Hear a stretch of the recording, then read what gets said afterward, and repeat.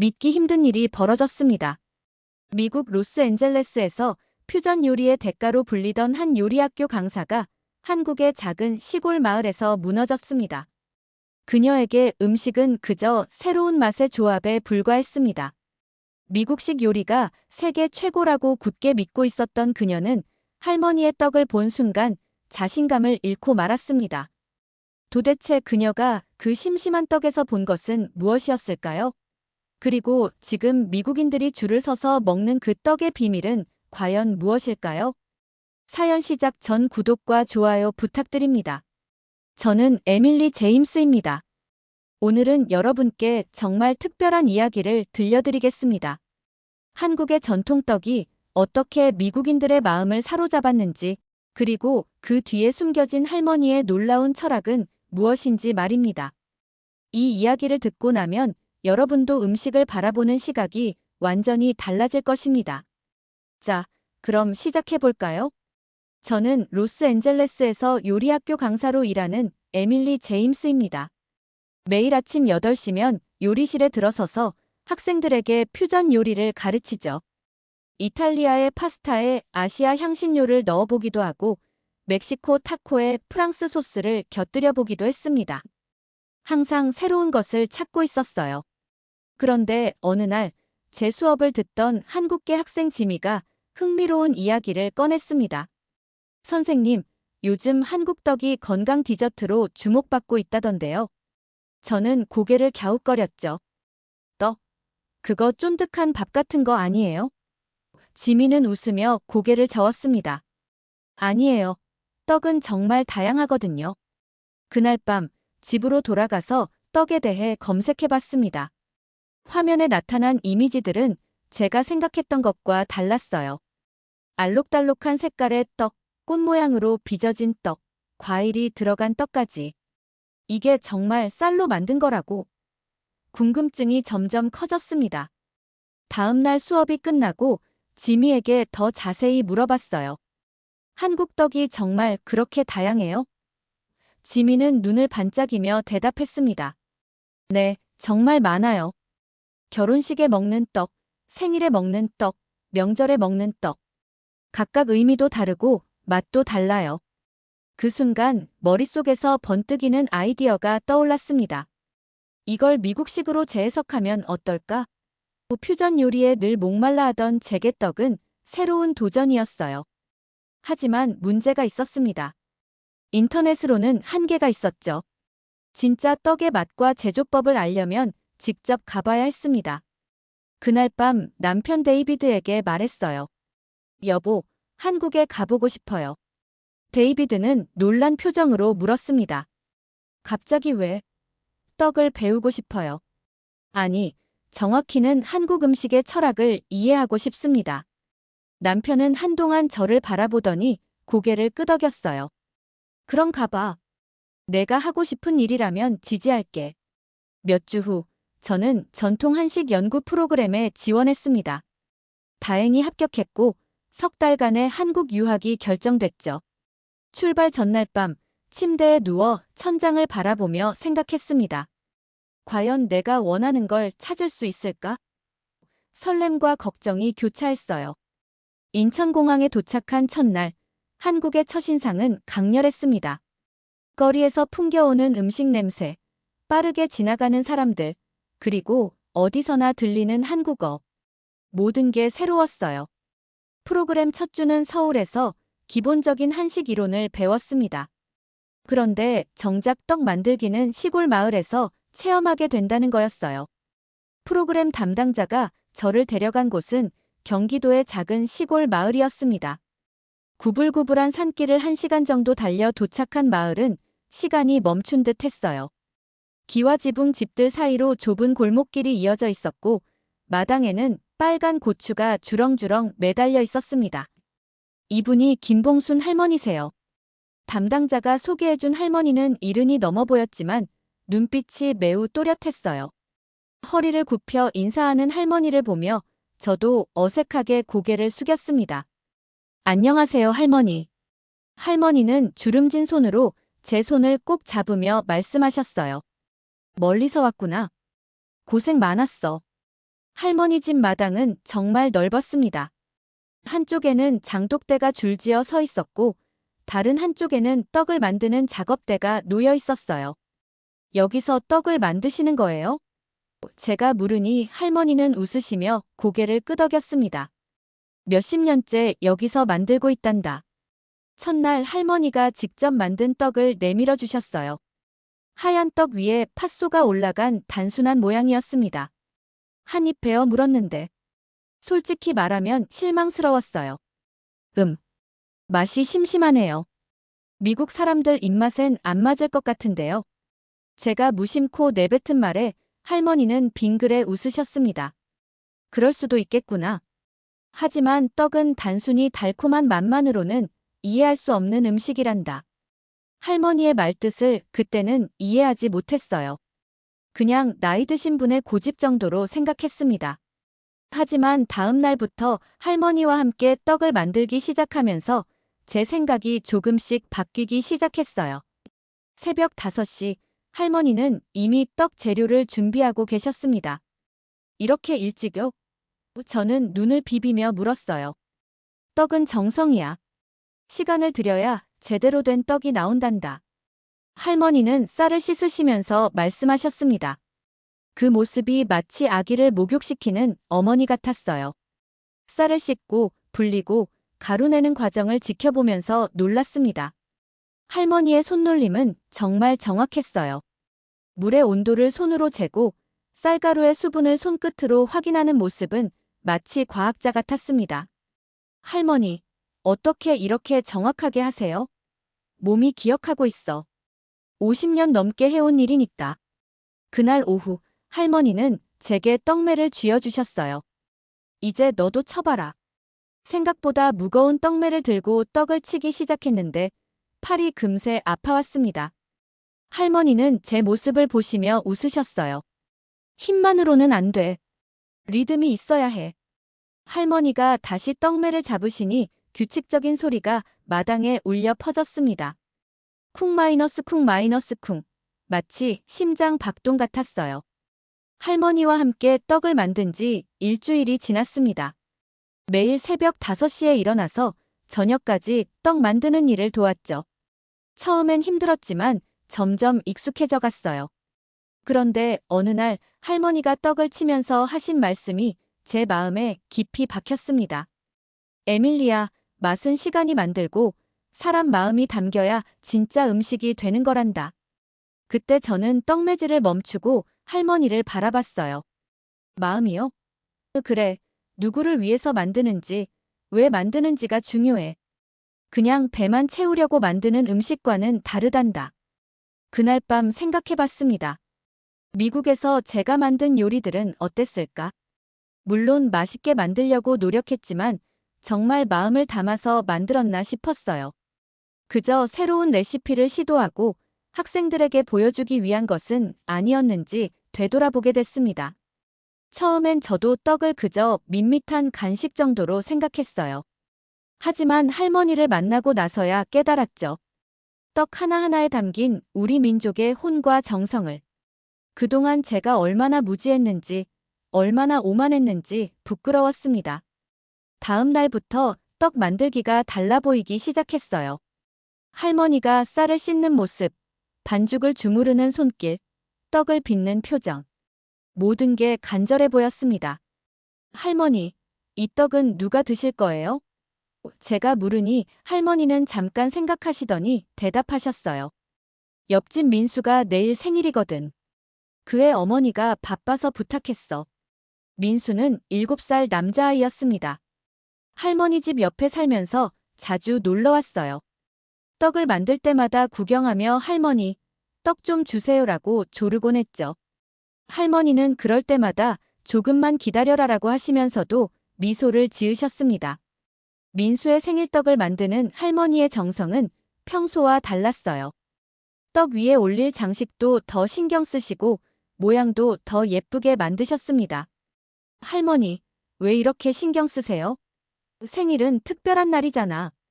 민수가 기뻐할 얼굴을 생각하면 절로 손이 가는구나. 그날 오후, 민수가 엄마와 함께 떡을 받으러 왔습니다. 예쁘게 포장된 생일떡을 본 민수의 눈이 동그랗게 커졌어요. 우와, 이거 진짜 예뻐요. 민수는 떡을 받아들고 할머니에게 꼭 안겼습니다. 할머니, 고마워요. 그 순간 제가 충격을 받았어요. 아이의 순수한 기쁨, 할머니의 뿌듯한 미소, 그리고 그 사이에 흐르는 따뜻한 감정. 이게 바로 할머니가 말씀하신 마음이었습니다. 떡은 단순한 음식이 아니라 마음을 전하는 매개체였던 거죠. 그날 저녁 할머니와 함께 마당에 앉아 차를 마시며 이야기를 나눴습니다. 할머니, 떡을 만들기 시작한 이유가 있으세요? 할머니는 먼 곳을 바라보시며 천천히 입을 여셨어요. 우리 집이 가난했을 때 이웃들도 다들 어려웠어. 그런데 명절이나 잔치가 있으면 떡이 필요하잖아. 돈은 없어도 쌀은 조금씩 있었거든. 그래서 떡을 만들어 나눠줬어. 그러니까 자연스럽게 떡 만들기를 배우게 된 거지. 할머니의 목소리에는 그때의 기억이 고스란히 담겨 있었어요. 지금도 그렇게 하시는 거예요? 그럼 마을에 경조사가 있으면 늘 떡을 만들어주지. 할머니와 함께 지낸 지 한 달이 지났을 무렵 마을에 큰일이 생겼습니다. 오래된 마을 어르신 한 분이 돌아가신 거였어요. 온 마을이 조용해졌고 할머니도 며칠 동안 말수가 적어지셨습니다. 그런데 장례 준비를 하면서 할머니는 계속 떡을 만드셨어요. 할머니, 슬픈 일인데 왜 떡을 만드세요? 제가 조심스럽게 물어봤더니 할머니는 잠깐 손을 멈추시고 말씀하셨어요. 슬플 때일수록 사람들은 위로가 필요해. 그리고 떡은 우리의 위로였단다. 그날 밤 할머니는 저에게 예전 이야기를 들려주셨습니다. 할머니가 20살쯤 되었을 때 한국 전쟁이 터졌다고 해요. 마을 청년들은 모두 전쟁터로 나갔고 여자들과 아이들, 노인들만 남았다고 했습니다. 그때 우리 마을도 폭격을 받았어. 집들이 불타고 사람들은 산으로 피난을 갔지. 피난을 가면서도 쌀만큼은 챙겼어. 그게 우리가 살 수 있는 유일한 방법이었거든. 할머니의 목소리가 떨렸어요. 산에서 지낼 때 가장 힘든 건 추위와 배고픔이었어. 특히 아이들이 울 때면 정말. 그때 할머니님이 계셨는데 그분이 떡 만드는 법을 알고 계셨어. 불도 제대로 피울 수 없는 상황에서도 임시로 떡을 만들어 주셨지. 할머니는 눈시울을 붉히며 계속 말씀하셨어요. 그 떡을 먹고 아이들이 그치고 어른들도 조금씩 힘을 냈어. 그때 깨달았어.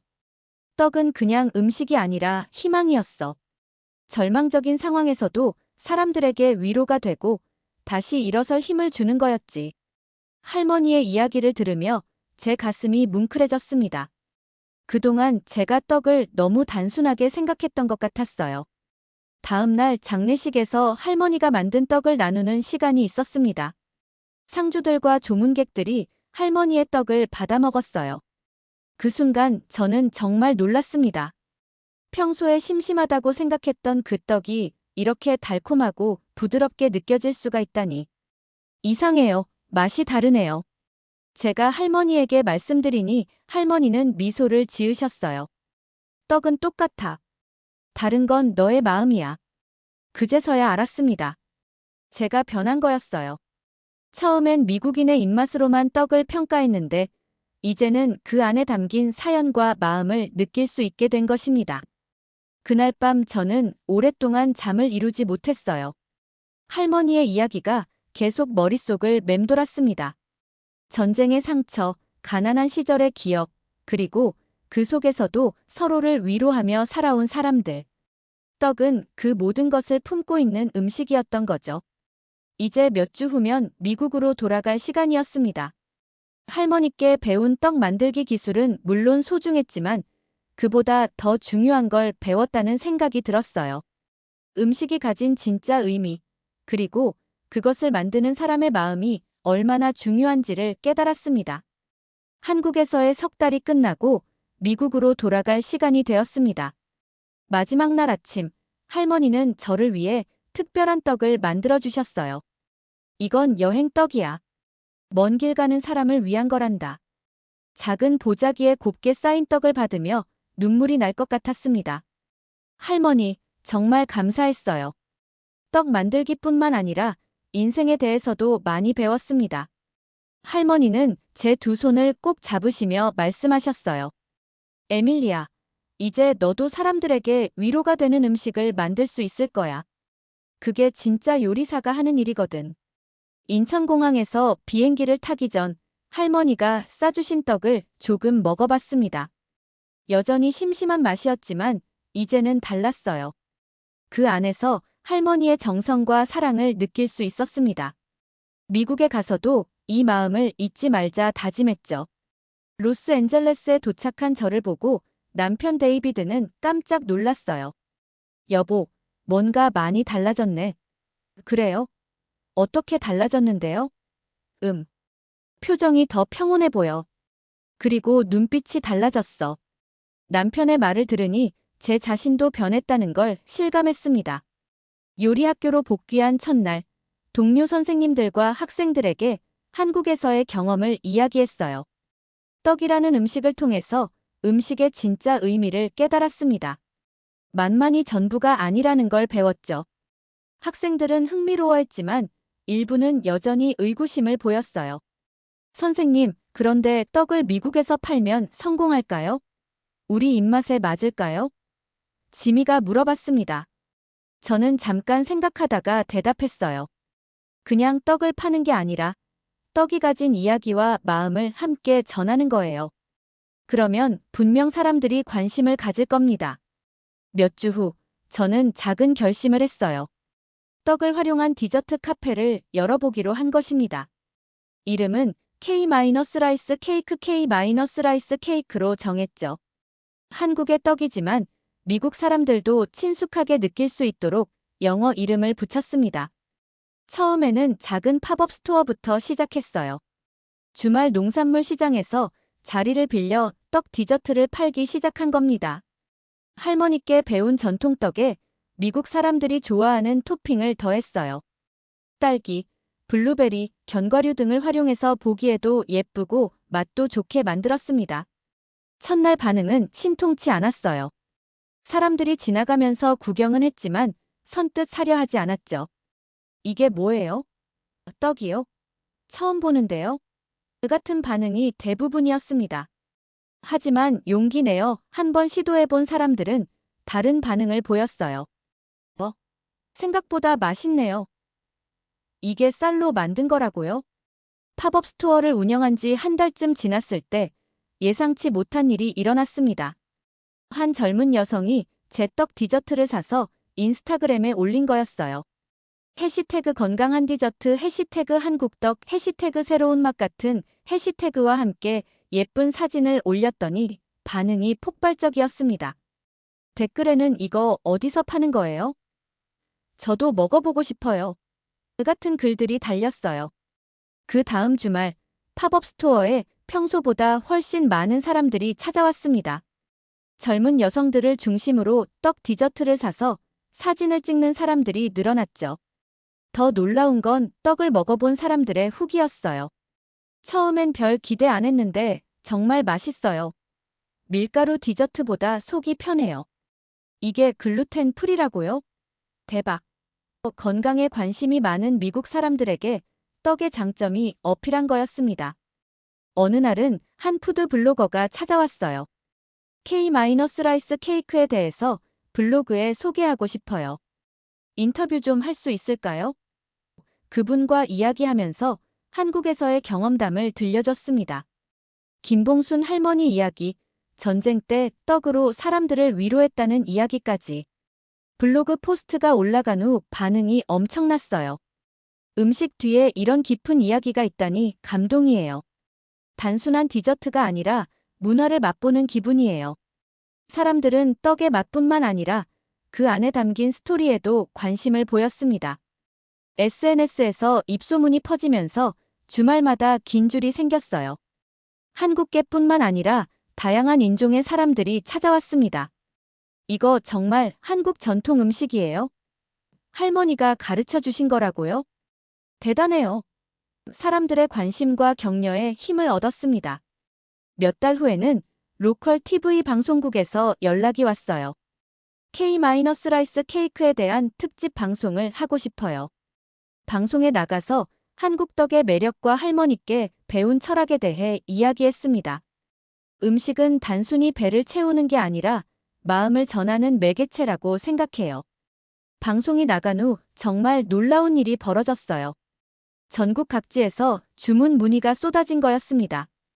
온라인으로도 살 수 있나요? 프랜차이즈 계획은 없나요? 심지어 대형 마켓 체인에서도 연락이 왔어요. 저희 매장에 입점시켜주세요. 성공의 속도가 너무 빨라서 때로는 당황스러웠습니다.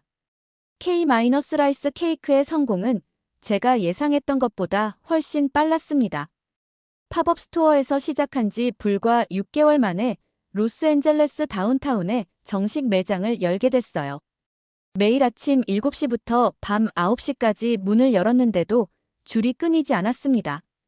직원도 5명까지 늘었고 매출은 매월 2배씩 증가했어요.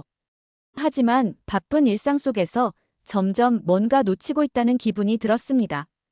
처음엔 하나하나 정성스럽게 만들었던 떡이 이제는 대량 생산 체계로 바뀌어 가고 있었죠. 어느 날 큰 투자 회사에서 연락이 왔어요. K-라이스 케이크의 성장성에 관심이 있습니다. 투자를 통해 전국적으로 확장해보는 게 어떨까요? 미팅에서 만난 투자자 제임스 윌슨은 야심찬 계획을 제시했습니다. 에밀리, 이 브랜드는 정말 큰 잠재력이 있어요. 미국 전역에 체인점을 열고 나아가 글로벌 진출도 가능합니다. 그의 프레젠테이션은 화려했어요. 전국 100개 매장, 연매출 수백만 달러 등의 숫자들이 화면에 나타났습니다. 하지만 그러려면 브랜드를 조금 더 미국화해야 해요. 한국적인 색채를 줄이고 더 대중적인 디저트로 포지셀링하는 거죠. 제임스의 말에 제 가슴이 철렁했어요. 미국화라고 하시면 간단하죠. 라이스 케이크 카페로 브랜드명을 바꾸고 한국 이야기보다는 건강한 디저트라는 점을 강조하는 거예요. 솔직히 떡이라는 이름은 너무 촌스럽지 않나요? 그 순간 제 혈관이 터질 뻔했어요. 우리 것을 왜 숨겨야 하죠? 왜 우리의 정체성을 지워야 성공하는 건가요? 할머니께서 50년 넘게 지켜온 그 이름을, 우리 조상들이 1000년 넘게 불러온 그 이름을 왜 버려야 한단 말입니까? 그날 밤 집에서 남편과 이야기를 나눴습니다. 데이비드, 이 제안 어떻게 생각해? 남편은 한참 생각하더니 말했어요. 비즈니스적으로는 좋은 기회지. 하지만 정말 그게 내가 원하는 걸까? 그 질문에 저는 대답하지 못했습니다. 며칠 동안 고민했어요. 한편으로는 더 많은 사람들에게 떡의 맛을 알리고 싶었지만 다른 한편으로는 할머니께 배운 떡의 진짜 의미를 지키고 싶었습니다. 그러던 중 한 고객의 말이 저를 깨우쳤어요. 사장님, 여기 와서 떡을 먹을 때마다 마음이 편안해져요. 다른 디저트 카페와는 뭔가 다른 느낌이에요. 중년 여성 고객이 웃으며 말했습니다. 아마 이 떡을 만드는 마음이 다르기 때문인 것 같아요. 그 순간 깨달았습니다. 사람들이 좋아하는 건 단순히 떡의 맛이 아니라 그 안에 담긴 정성과 이야기였던 거예요. 만약 제가 투자자의 제안을 받아들여 브랜드를 바꾼다면 결국 K-라이스 케이크는 그저 평범한 디저트 체인점 중 하나가 되고 말 것입니다. 다음 날 제임스에게 연락했어요. 투자 제안 감사하지만 거절하겠습니다. 에밀리, 다시 한번 생각해 보세요. 이런 기회는 흔하지 않아요. 알아요. 하지만 이건 김봉순 할머니의 레시피예요. 그분의 이야기를 지워버릴 순 없어요. 제임스는 이해할 수 없다는 표정을 지었지만 저는 확신했습니다. 성공의 크기보다 중요한 건 성공의 의미였으니까요. K-라이스 케이크는 단순한 비즈니스가 아니라 문화와 마음을 나누는 공간이어야 했습니다. 투자 제안을 거절한 후 몇 주가 지났습니다. 처음엔 후회가 밀려왔어요. 정말 잘한 결정일까? 하고 스스로에게 묻곤 했거든요. 하지만 시간이 지날수록 제 선택이 옳았다는 확신이 들었습니다. K-라이스 케이크의 성공 소식이 한국에도 전해졌나 봅니다. 어느 날 할머니께서 직접 전화를 주셨어요. 에밀리야, 소식 들었어. 정말 대견하구나. 할머니의 목소리를 듣고 눈시울이 뜨거워졌습니다. 요즘 미국 손님들이 저에게 자주 물어봐요. 에밀리, 이 떡을 먹으면 왜 이렇게 마음이 따뜻해지는 거죠? 다른 디저트와는 뭔가 달라요. 그때마다 저는 확신하게 됩니다. 이게 바로 한국의 정이구나. 할머니께서 가르쳐 주신 그 마음이 바다를 건너 여기까지 전해지고 있구나. 할머니, 보고 싶어요. 나도 보고 싶단다. 그런데 말이야, 내가 만든 떡을 사람들이 그렇게 좋아한다니 신기하네. 할머니께서 가르쳐 주신 마음을 전하려고 노력했어요. 그래, 그게 중요한 거야. 음식은 배만 채우는 게 아니라 마음을 나누는 거니까. 그날 밤 결심했습니다. 할머니를 다시 만나 뵙고 싶었어요. 그래서 매장 운영을 직원들에게 맡기고 한국으로 떠났습니다. 1년 만에 다시 찾은 할머니 마을은 여전했어요. 구불구불한 산길, 기와지붕 집들, 그리고 마당에서 떡을 빚고 있는 할머니의 모습까지. 할머니. 제가 부르자 할머니는 고개를 돌리시며 환하게 웃으셨어요. 에밀리야, 왔구나. 1년 사이 할머니는 조금 더 연로해 보이셨지만 여전히 정정하셨습니다. 마당에서 할머니와 마주 앉으니 마치 시간이 거꾸로 흐르는 것 같았어요. 할머니, 이거 제가 미국에서 만든 떡이에요. 저는 특별히 준비해온 K-라이스 케이크를 꺼냈습니다. 할머니는 조심스럽게 한 입 드시더니 고개를 끄덕이셨어요. 맛있구나. 그런데 이게 진짜 내가 만든 떡이야? 네, 할머니께 배운 대로 정성껏 만들었어요. 그래, 맛에서 느껴져. 내 마음이 들어가 있어. 할머니의 말씀에 가슴이 벅차올랐습니다. 미국에서 아무리 성공했다 해도 할머니의 인정을 받는 것만큼 기쁜 일은 없었어요. 그날 오후 할머니와 함께 떡을 만들었습니다. 예전처럼 새벽 5시에 일어나서 쌀을 씻고 불리고 가루를 내는 과정을 반복했어요.